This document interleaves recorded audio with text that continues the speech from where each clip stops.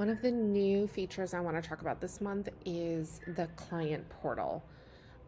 I know that this is a demo account, so this is a little chaotic in here. However, if you go to settings and company settings and then go to client portal and domain over here, if you scroll down, this is where you can customize your client portal. One of the biggest misconceptions about HoneyBook is that client portals can be turned off or turned on. While that is true, your portal is actually included in your subscription. And so what this means here is that whether or not you choose to turn it on or off, right, it still exists. So if you don't love the verbiage that's like right above your email that says that all the emails in this project will be included in the portal, if you don't want that, you can turn it off. But that doesn't mean that the portal doesn't exist. If you do use it, it's a great place to, I call it like a digital filing cabinet. And so everything is kind of in one place. And what the biggest benefits is that you can design it now and to customize it towards your brand. So if you come into Client Portal and Domain and you scroll down, you can customize it. If you want to, let's just start from the top of the page. If you want to, you are welcome to utilize your domain name as the company subdomain.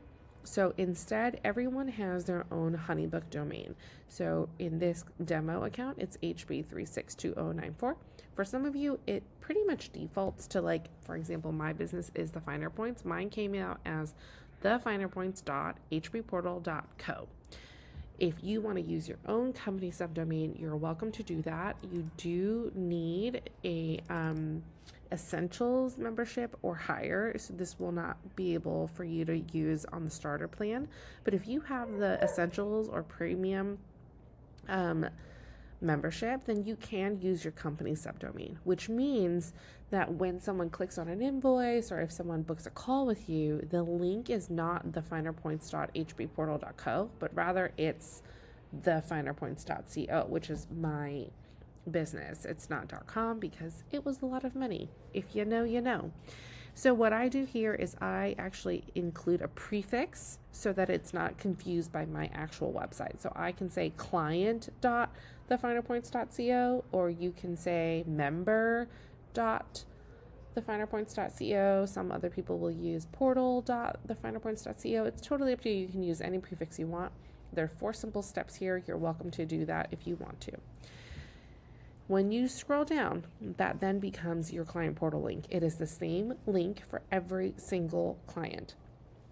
So as you scroll down and you click customize, you can customize this to have your own logo and your own colors. So for example, if I want this to be maybe like a goldish color, let's go with that. Right? If we want it to be gold, I'm not a designer. And then we upload like a logo. Let's try that. Let's see what happens here. All right, let's just say logo. The demo account here is real. Okay, so let's just pretend we did this. This is a very old logo of mine, apparently. So if you wanted to do it this way, and we're going to go back to Client Portal, it's pulling from what it just did. Was it pulled from Brand Elements, by the way? So if I do that and I go back to Client Portal and Domain, and I click Customize, and I want the background to be that goldish color that we just talked about earlier, maybe something like this. Okay, let's just keep the consistency. You can then click the company name, or you can click custom. So if you don't want it to say, like if your logo has your name, some people don't want the logo and the company name there, so you can say welcome. So there you saw that it changed, okay? Then this is your login page. This is what they see if they log in. This blue button, I'm going to save changes just so you can see where it goes. This blue button is actually under company brand. This is your brand color. So if I say I want it to be this color, and I go back to Client Portal, there it will match if I give it a minute. So it will match. It just didn't take my actual changes quite yet. Then if I, on the top left, go to Portal Styles, I can start to customize this however I want. So as I do that, I can use a highlight color here, and this highlight color affects, you'll see this highlight right here, that changes there, okay? And then the page background, I can make it a different color if I want to. I mean, I could make it the same, but that feels like a lot. Let's see, I'm not a designer, y'all. So you have the background page color, you have the highlight color. I can change my custom font if I want to. If you uploaded a custom font under company settings, you will have access to that here. And then the sidebar color is this one here.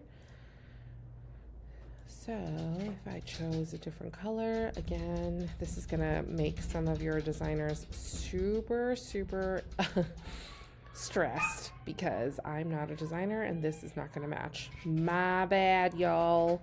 Okay, so you'll see the sidebar color is here, and then the button text color is the white. So I'm gonna leave that white. You can do corners if you choose. So there you have that. You can go real round if you want to, and then the button font you can customize as well. So one of the biggest things that is probably unknown is that if your client chooses to log into the client portal, they have a different view than what you do. So let me just show you the differences here. One second. Okay, so this is what they will see if they were to log in, right? So they get this view, which you will see. This is the project name right here, and then who is in the project details, which is usually the address or the date, any messages, this is emails that have been unread, any tasks that you assign to your client, not any tasks that you assign to your team members or to yourself, only the ones that you assign to your client will show up here. Active files means that anything here is going to show that is being sent or is in progress, but if it's completed, like they've already made a payment previously, it would actually be on the left hand side under files. All the completed files will be there. Bookmarks, notes are down here, only the notes that you have shared with them. And this is a great place, again, for them to find everything all at once. They can upload photos and inspirations on their own in the top right corner. They can also send you an email over here in the top right corner as well, and that keeps everything inside of your HoneyBook project. What you see, just as a reminder, is this should be very familiar to you. This is, again, in the HoneyBook demo project. So this is going to be this should be super familiar to you. This is just not what they see. This is only what we see on our back end. And so hopefully that's helpful to you. If you are curious where to have the bookmarks, I think that's always a big question I have. It's actually when you open the project, it's on the attach in the top right corner, add a bookmark, and that is great for you to add any Drive links, any Dropbox links, any floor plans, anything like that. Then you can determine who gets to have access to that link, and then that will save into the bottom left of their portal right here. So hopefully that was super helpful.